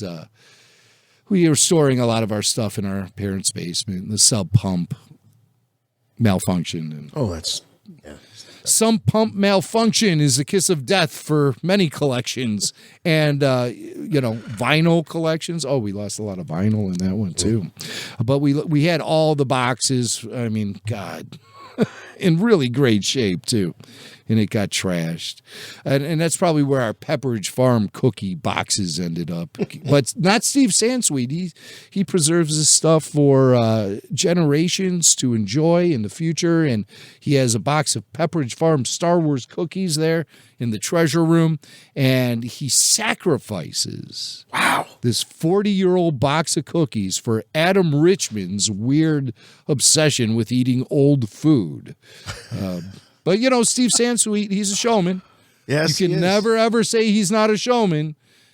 And to entertain, he will always make a sacrifice. And in this case, he sacrifices a box of unopened Star Wars Pepperidge Farm cookies. So let's hear how that went down. Of all the many Star Wars food tie-ins, one that was near and dear to my 10-year-old heart was Pepperidge Farm Star Wars cookies. I really shouldn't keep these in here because it attracts all kinds of critters eventually. TV hosts, all kinds of pests. We should probably open these and sample them. The boxes have held up impeccably well. If I ever wanted anything frozen in carbonite, this would be it. So the bag definitely seems to be intact. Remember, these have not been eaten, sold, or seen in 4 decades. They look intact, completely intact. You can actually see that it's Leia Organa. I am impressed. But the real question is, after all these decades, do they still taste as good as they did? Now remember, don't try this at home. For all those boxes of cookies you have sitting around from the 80s. So the issue is that there's not really a ton of taste. It's still crunchy, as you can hear. It's still crispy. It still has like all those like kind of great cookie textures. It's crumbly. It's vaguely moist, which is strange. But I think the butter in it has turned to the dark side.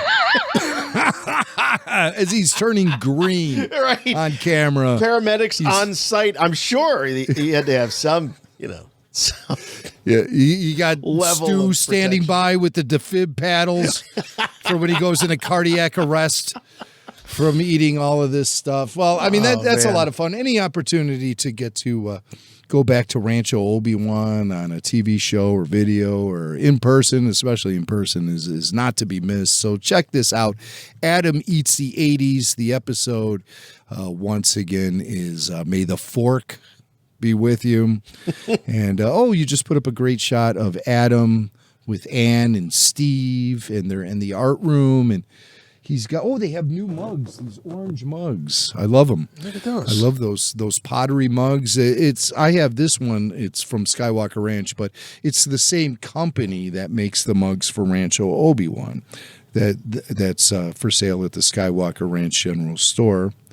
And this stuff you can get when you not this particular mug, but there's Rancho Obi-Wan mugs with similar pottery features.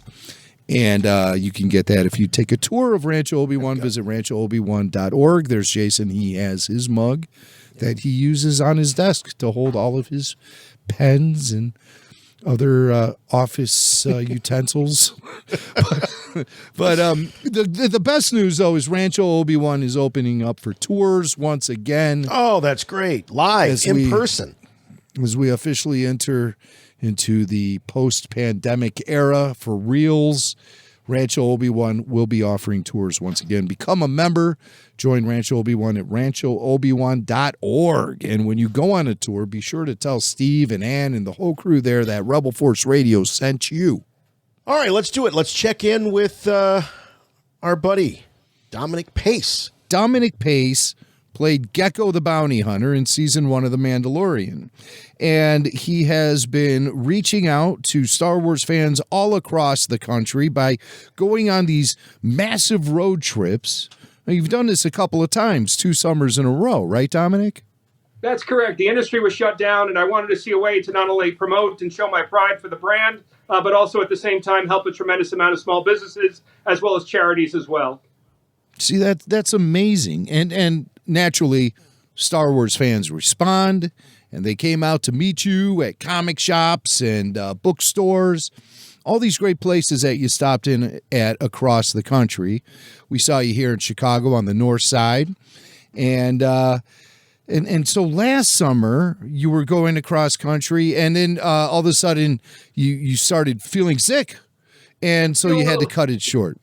You hit a certain age, and I can't do the salt and all the fried and all the fun Philly cheesesteaks, the Dave Filoni Permane Brothers sandwich in Pittsburgh. It starts to add up there. Oh, ouch. Yeah, eating on the road, man. All that greasy spoon stuff. 60 days straight. You were in fine form in Chicago, though. Had no problem wolfing down all that Italian food for lunch. We were doing great. We just started feeling a little woozy come North Carolina. And then once we got to Florida, we were up against the ropes. And it was unfortunately, I had to call it short. And it was about 10 stops I missed. Just one of the guys from the Star Wars community invited to drive me all the way back to Los Angeles. Just the Star Wars community has been amazing. And unfortunately, I had to cancel the rest of it there. But thankfully, we got some parting gifts there, and Lucasfilm was responsive in many ways. So I was very grateful for that. That's correct. Started feeling a little woozy. During this 2-year period, I've been a character actor, for those who don't know, for over 25 years. I have about 91 television and film credits. I've been a lifelong Star Wars fan, and I was very passionate in terms of getting this character off the ground. I was given nothing. This character was uncredited.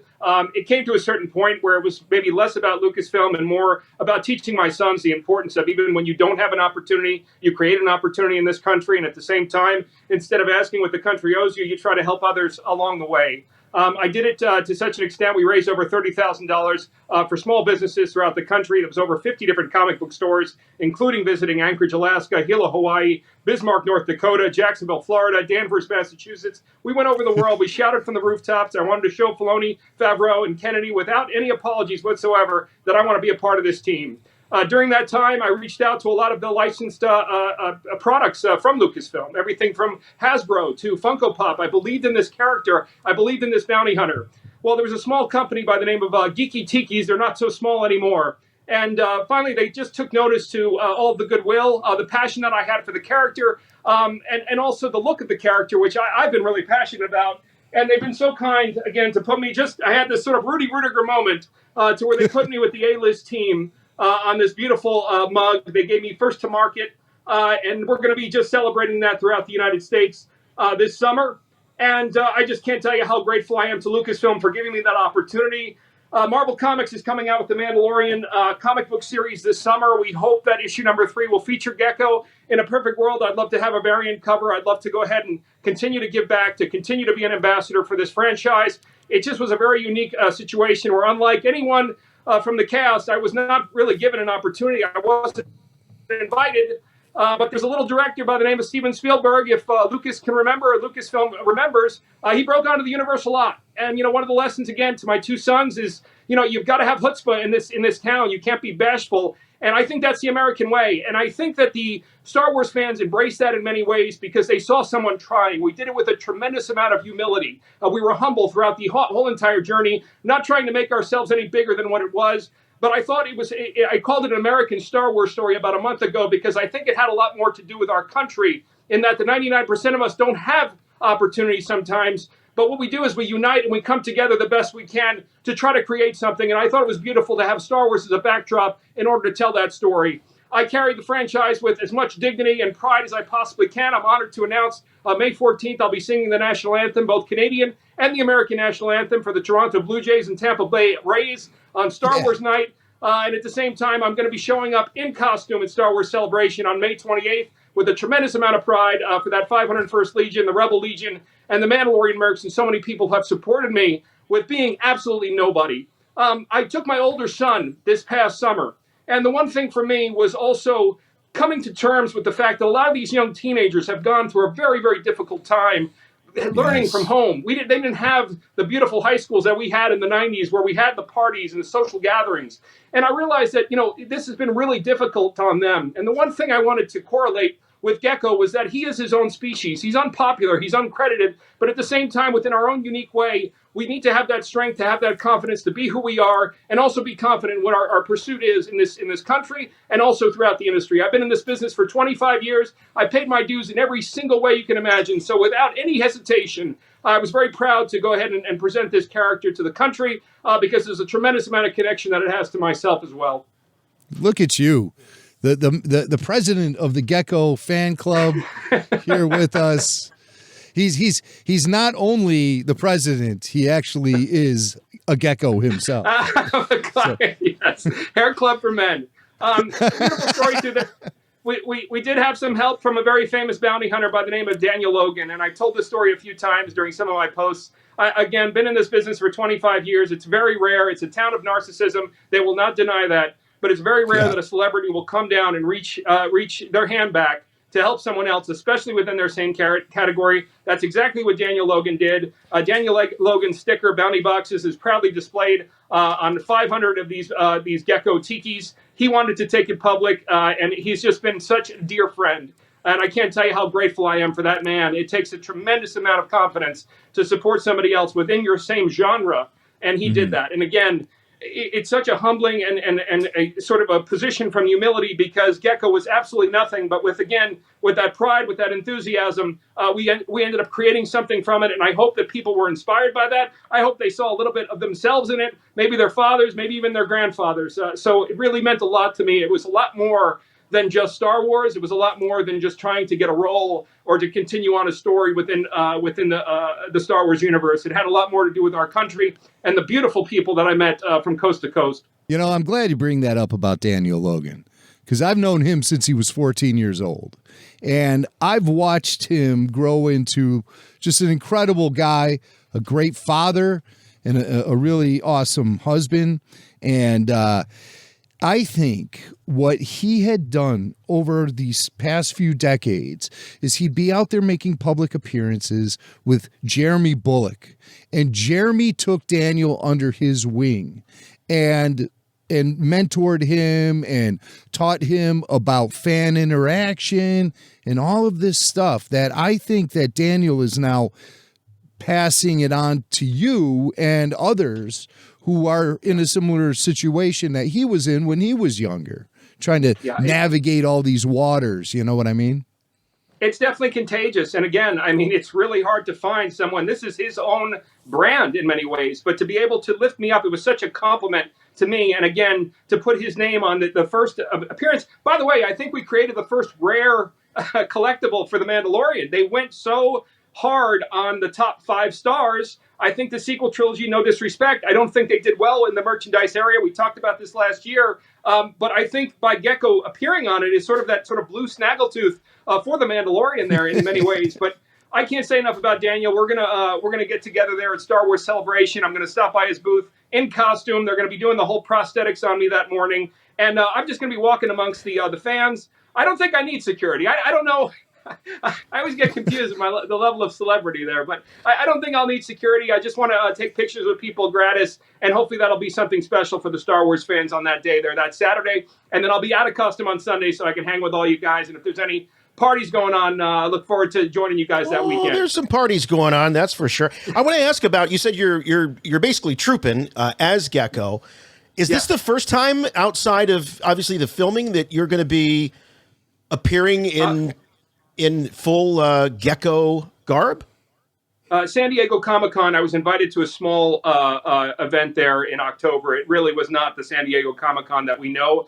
I test ran it one time, but it literally was crickets at that Comic-Con due to the fact that it was still the height of COVID. But this will be the first time I'm amongst the Star Wars community. Yes, I'm really excited about that. And Vegas wants me to dress up. Vegas has this sort of scum and villainy bar called the Millennium Fandom. So I might do it there. You know, I'm starting to relate to Michael J. Fox and that, you know, Teen Wolf, they don't want to see Dominic Pace anymore. I think they just they want to see the Geckos. It's a great 80s reference. It's a great 80s reference. So the costume, is that something that you put together? Did you work with, you'd mentioned Mando Mercs and some of the other costuming organizations. Was this a collaboration? There's a sector of the 501st called the Bounty Hunters Guild. There's a beautiful, awesome woman. Her name is Amy Clark Higgs from West Virginia. And they have so much attention to detail. It is beyond ridiculous. So they really helped me along with this and taking photos. There's a picture of me with my back at the Cantina and my back when we had the standoff with Grief, etc. So, I mean, the fans have just been really doing half the work. And then I had some dear friends of mine do the mold and the prosthetic there, which we'll be also wearing there as well. So now, last costume. He's got it with him. There's the headpiece right there. Look at Hey, this is Lucasfilm. You know, we're dropping hints here. You know, you're gonna have Baby Grogu, and then right next to it, you're gonna have the Gekko prosthetic. They said, "What the hell is this?" They said, "It's the Gekko prosthetic." Yeah, at the very least, Dominic, that could end up at Rancho Obi-Wan, right next to Forlom's crotch. You never know. Shoot for the stars, man. I do want to ask because I'm sure that was a whirlwind time for you when you were actually on the set of Mandalorian. Did you have enough recall of the details of the costumes so that as you were putting this together, you could say, yeah, that's right. No, that's not quite right. Yeah. Yeah, they hit this name because I wasn't too familiar with fabrics called boiled wool, and it's a dark blue boiled wool.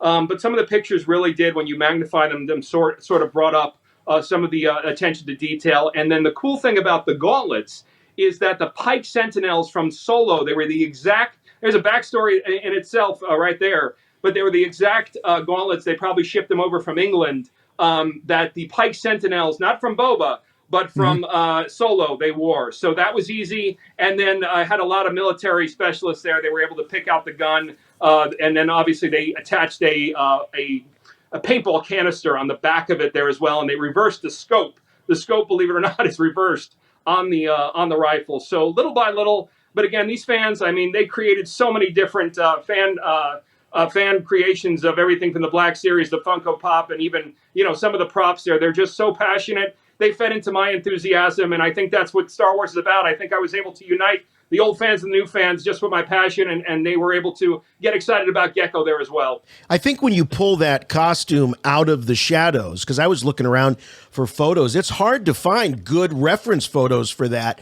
And so I think some people don't know just how cool that design is. So it'll be really interesting to see as people become more and more familiar with it.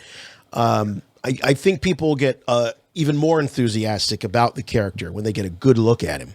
You know, some of the tours too. I'm going to Texas. There's a tiki bar in Texas. This is just going to be kind of break-even tours. The Florida tour, I'm doing a charity in Orlando, and then I'm going out to the East Coast, and of course Chicago. We're not even going to have a table set up. We're just celebrating. Bill Murray's brother has a restaurant called Caddyshack, Murray's Caddyshack in Rosemont, and that's going to be July 23rd. Which and brother? Just again, a way to just be grateful, show gratitude, and just to say thank you to everyone for all the support that they've given me. Because again, without it, this really, I mean, I know Boba, he has his story where it's kind of been motivated within Lucasfilm, but this right here is really because of the fans. And I made a little comment yesterday. I said, again, living in LA and New York, it's very rare where people are rooting for someone else. The Midwest did, and a lot of the Star Wars fan base did. And what really was humbling about that was, again, how many 501st members, Mandalorian Mercs, and Rebel Legion would love to be a part of the Star Wars community, and they were rooting for me, rooting for my dream. And again, it was so inspirational to be able to show my sons that, because that's what you want in your significant other, and that's also what I hope that they have within their own personality, to lift someone else. Dave Filoni had all those proverbs before the Clone Wars. There's about 5 or 6 different proverbs for Gekko, and that's one of them, is to give, to give more than receive, and I'm so grateful for everybody. How do our listeners go about getting one of these So Gekko Tiki GekkoTiki.com, mugs? GekkoTiki.com. It has, again, the official Daniel Logan Bounty Boxes sticker. They are numbered 1 through 500 and also signed by me. Geeky Tiki's was kind enough to give this first to market, so it's the only place you can get it right now. And we've got a limited edition of those. Will be 500. Geeky Tiki's will release theirs as well. They will have a batch coming soon as well for those who would like to wait. But we're just going to celebrate for this summer. We've got Las Vegas, Reno. We've got Central California. We've got Boston, New York. We've got Jersey. We've got different charity events throughout that. And again, just a way to say thank you. I would just respectfully ask Lucasfilm, I'd love to get that variant cover for issue number 3. I'm confident, without a doubt, that we would sell an extra 6,000 copies at the least. If you have Gekko, I'll have a variant cover with that. Star Wars fans, again, I would not have harped so much on this, but the rare characters, what a beautiful message. I don't know if Lucas meant to do it, but the rare characters are special all in their own right. There are no small characters in Star Wars. Pokemon, you could think of in regards to how sometimes the Amonimons and the Yak Faces are worth more than Han Solo and Princess Leia. Absolutely. And I would love to have a Gekko the Bounty Hunter action figure, 3 3/4 inch. Sooner or later, I'll snag one of those great customs that are floating around out there. But you're so right about the background characters. I mean, look at the Mos Eisley Cantina. There was a novel in the 90s called Tales of the Mos Eisley Cantina, and it told backstories about just about every creature in that place. And it all just exploded after that. Yeah, so I mean, look, maybe there's a book like that in the future for The Mandalorian. Yeah, look at Aura Singh. And the one thing, too, when you play these video games as well, I mean, you love those variant characters. I know that the attributes for Gekko is different than Boba. It's different than Boss. Gekko has a size of 6'4". He's up there with Big BK in terms of his power. And then, of course, the blaster power. Things like that where the attributes, I know gamers love all that stuff. And again, the look of him is so unique. So fingers crossed. We'll see what happens. I think I've literally exhausted every single avenue. They know what we exist. I'd love to believe that Favreau gave the clearance on putting Gekko at least on one piece. And again, respectfully, I'd love to just push it a little bit more. But either way, we're going to have a great time this summer, have a great time for celebration. And again, I'm so grateful to Lucasfilm for allowing me these liberties throughout the country to be able to help others and to hopefully be a long-time ambassador for this franchise in many ways. Well, I love it. I love the inspiration that you provide, especially when it comes to not waiting for opportunity to find you, create your own opportunity. And I think it's fantastic. You're doing it with a ton of heart, a lot of love for the franchise, and incredible enthusiasm. I wish I had a 10th of your energy. So glad that the health situation is under control. Like I said, you look fantastic. Yeah. And you don't need any bodyguards walking you around at conventions. Oh, no, not when you're a 6'5" bounty hunter. You'll be towering over all of them. Thank you, guys. No, it was cholesterol. I couldn't believe it. I just, I ate like a guy my whole life, but never had any problems. But I was just like, I'm not getting social anxiety, am I? I'm not bashful. I'm not. And I was starting to get those symptoms of anxiety or sort of stress. And it's just, being on the road. God bless these truckers. There's very limited options, but I just wasn't even thinking about it. Have a sausage patty, have a slice of pizza. Right. Permani Brothers. We got they're whining and dining me with crab cakes in Maryland. And if you ever do a food tour across the country, it's amazing. But again, after 45, you got to be careful, That's right. That's a good lesson. Don't find out too late or the hard way. That's awesome, man. Well, hey, whether you're able to be at the Bash or not, we're going to look forward to catching up with you in Anaheim at Star Wars Celebration. It's going to be fantastic. I appreciate you both, guys. You guys have been there with me since day one. And again, thanks to all the listeners for all the support. It just means the world, and forever with humility and grateful to the Star Wars community. Thank you guys so much. Awesome, dude. We Thanks, appreciate Dominic. it. Take care. Have a great night. Thank you, guys.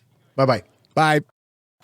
Rebel Force Radio. You've already made that Star Wars reference. Your source for the Force. Star Wars parody. All right, Star Wars in pop culture, where we take a look at Star Wars references from outside the galaxy far, far away. I don't know what it is, but lately the Star Wars pop culture references have been intensifying. Yeah. Every week we get several emails from people. And of course, in my house, Wendy Snyder is the active television reviewer here, and she catches the references too. So let's run through a few of them. The first one is from Matt Case from Oregon. And he says, "Hey, Jason and Jimmy, I'm a big fan of the show Corner Gas. Corner Gas. This episode has Star Wars references galore. Thanks for all the years of entertainment. I've been a fan since the very beginning." Well, thank you, Matt, and I really appreciate hearing from you, and I am so happy you sent us this Star Wars pop culture reference. The show is Corner Gas. I'm really not familiar with it, but it's been around for several seasons now, and you can catch it streaming. Matt sent me a link to the episode he's talking about, so let's take a listen to this Star Wars reference from Corner Gas. I hate to brag, but I just bought the robot to end all robots on eBay. I'll give you a hint. R2. Uh-huh. D2. Uh-huh. R2-D2. Cool, you got an R2-D2? Not an R2-D2. The R2-D2 from a little movie called The Star Wars. It's just Star Wars. Yeah, but originally it was... I don't want to get into this again. Point is, this is going to be all mine. Wow. Only paid $700. They wanted $60. I was the only bidder, but I didn't want to take any chances. This is so awesome. When R2 gets here, you, me, R2, and Yarby can hang out. Movies, dinners. Plus, these little robots are chick magnets. They're going to be all over us. Yeah, and the robots. I heard enough there. That's my kind of humor. I think I might have to check this out. Corner Gas. Well, this episode in particular features a lot of Star Wars references too. I was just scratching the surface because these guys go on and on. The one guy who said he bought R2 is talking to another guy who actually has a little robot that he built, a little remote control robot. Remember those TV shows where the robots would go into like the gladiator pits and they would have Robot Wars, I think it was called. All that stuff. Yeah, it kind of had those sort of vibes going on with it. But Corner Gas, it seems like a funny show, likable characters. Matt Case from Oregon, he recommends it, and Jason definitely likes the humor there. So might be worth checking out. Corner Gas. Yeah. Corner Gas. Now, perennial contenders for Star Wars and pop culture references of the year always go to the Goldbergs. The Goldbergs have been on a real roll lately now that they've canceled Jeff Garlin.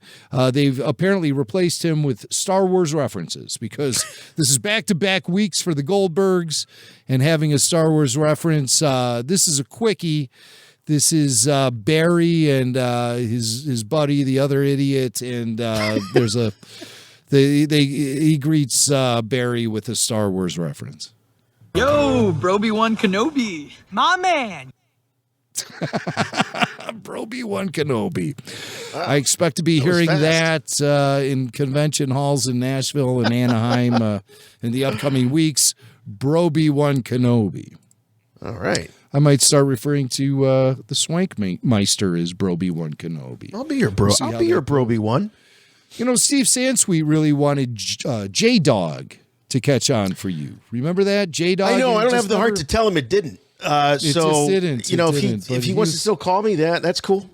He was gung-ho about that. So at convention centers in Anaheim and Nashville, I want to hear Obi-Wan Kenobi and J-Dog. That's what I want to be hearing when you see me and Swank approaching you. I'll be Obi-Wan. So there's the Goldbergs. Also, This Is Us. By the way, the Goldbergs clip came courtesy of Wendy Snyder, and so does This Is Us. This is how I find out about all of this stuff is from Wendy. She texts me as soon as it happens.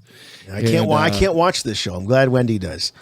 Yes. It's one of those shows, where someone's going to die every season. It's very sad. God. Oh, the drama. Oh, I guess that's what they do on television dramas is a lot of drama. Yeah, someone's always, going into AA or someone's getting killed, dying of cancer. Yeah, keeping with the warm and fuzzy theme, here's what's going on This Is Us. Well, this is the episode Kenobi. Kate and Toby. Kenobi, as they're known. They're also very well known. Was that one of those couple names that you give? Right. When you ship people? Yeah, like Raylo. Raylo, right, yeah. Yeah, just to keep it all familiar. Right. Raylo. Kenobi is the This Is Us galaxy equivalent of Raylo. Got it. And, of course, Kate and Toby, their marriage is on the rocks. They're going to counseling. Big surprise there. All they do is fight. That's all they do is fight. And they have a little boy who's like 3 years old. Oh, always a kid. Always a sad kid. And so the kid reacts to the parents fighting in the next room. He hears them arguing. So he does what all of us would do to diffuse the situation. He takes a Star Wars action figure and throws it into the toilet. Try this at home next time the family is having a meltdown, something terrible is happening. Take a Star Wars action figure, throw it in the toilet. Because you'll hear, Jason, I want you to be open-minded about this. All right. I think I'd rather just my parents divorce. Then you actually put your action figures in the toilet. But here's how you diffuse the situation. Here's how you minimize the conflict. And it took this 3-year-old kid to figure it out. He cracks the code. How to make mom and dad stop fighting. Throw the action figure in the toilet. Here's what happens. Mom, Dad, I need help! Jack? Boba Fett fell in the toilet. You guys have to stop yelling now and get him out. So if you couldn't tell from what that little urchin was saying, Boba Fett fell in the toilet. You have to stop yelling now and get him out. Now, did the 3-year-old throw the action figure into the toilet, or did he just finish watching Book of Boba Fett? Oh, now see, and that was his not review. Nice. How dare you? How dare you say that? I think this is his review. Listen, he just finished watching Book of Boba Fett. No. Jack? Boba Fett fell in the toilet. You guys have to stop. There it is. Young Jack's review of Book of Boba Fett.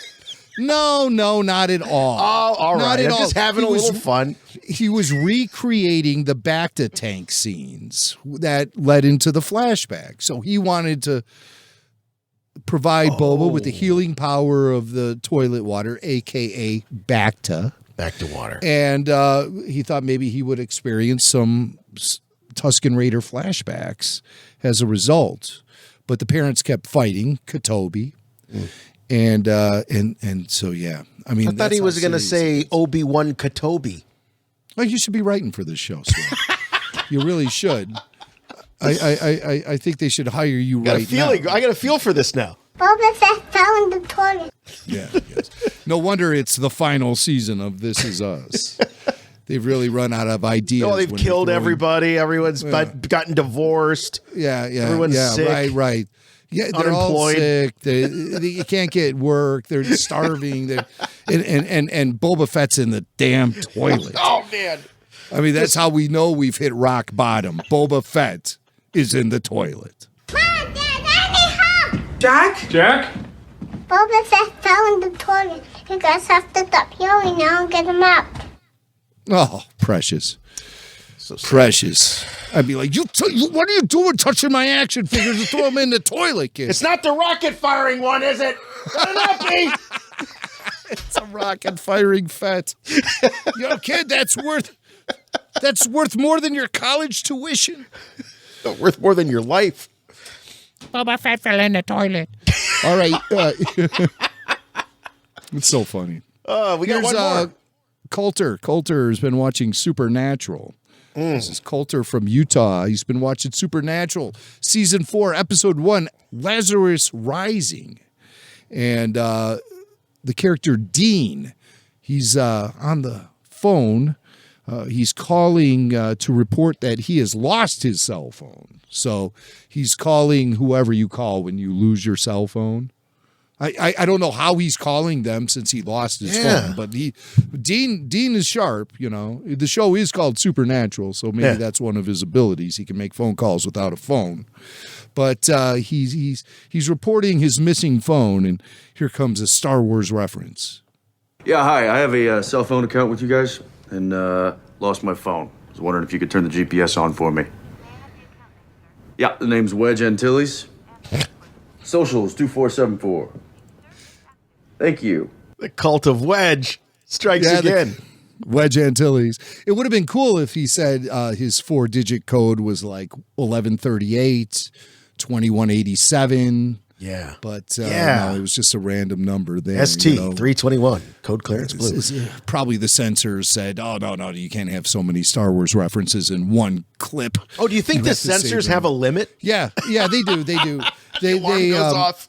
They have a limit to how often and how you apply certain terminology and Star Wars references. It's a whole thing. I believe there's a whole advisory board that's dedicated to Star Wars references on TV shows. Well, thank you, everyone who sent us your Star Wars and pop culture clips. If you have a clip that you would like to hear on Star Wars and pop culture, send us an email, show@rebelforceradio.com. Listen, you guys, save my day when you tell me exactly where in the show I can find it, timestamps, links, all that. Links, anything to make it easier for me, because that's what you guys are here for, to make my life easier. And that's that's not true. But I really do appreciate any information you give me about this stuff. So please do it. Please send us your pop culture. If that is, of course, if Wendy Snyder doesn't see it before you do. That's the real competition. She's quick on the draw, quick on the remote. Yeah, beat Wendy to the Star Wars reference, watch TV, send us an email, and you might hear your pop culture reference here on Star Wars and Pop Culture. Chewie, get us out of here! All right, that'll wrap things up for us this week.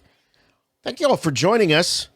Hey, you know what I thought about Star Wars reference on Supernatural? Emily Swallow. Yeah. Emily Swallow, the armorer, had a recurring role on Supernatural throughout, I think, majority of its run. Mm-hmm. Came back for the big series finale, if I remember right. She'll be in Anaheim.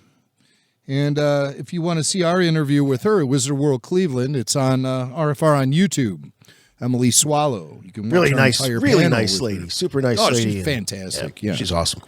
And you're awesome. That's right. You for listening to Rebel Force Radio. If you'd like to have more Rebel Force Radio in your life, the best way to do that is to support us on Patreon. You can check that out at patreon.com/Rebel Force Radio, or just go over to the Rebel Force Radio website, click on the Patreon button, banner, ad, what do you want to call it, and you'll get taken right over there faster than hyperspace.